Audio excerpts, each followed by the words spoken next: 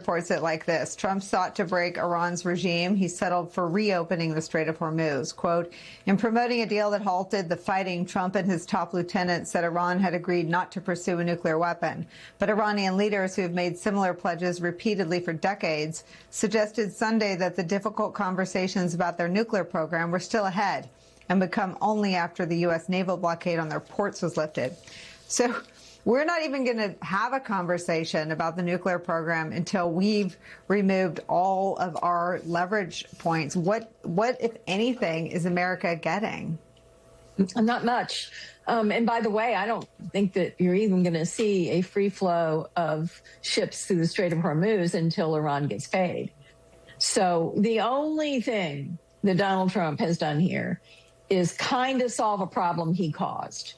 As the ambassador said, he's the arsonist, and now he's there trying to pretend that he's putting out a fire that he didn't start.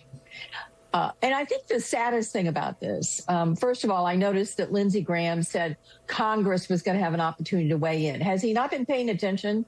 This president doesn't think he needs Congress for anything. So I think that is pie in the sky. And the fact that Lindsey is expressing doubts tells you all you need to know about how really, well, I was going to use a bad word here. This deal is. It's really bad.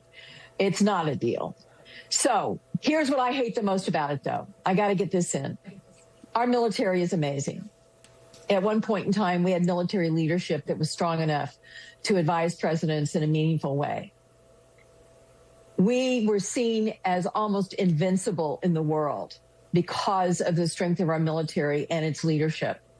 This administration is ruining the credibility of our military around the world. They are making us less safe by what they have done, because now there's a whole lot of folks out there that go, wait a minute, they can't manage a military the size of Iran? How do you, no wonder Xi and Putin are high-fiving.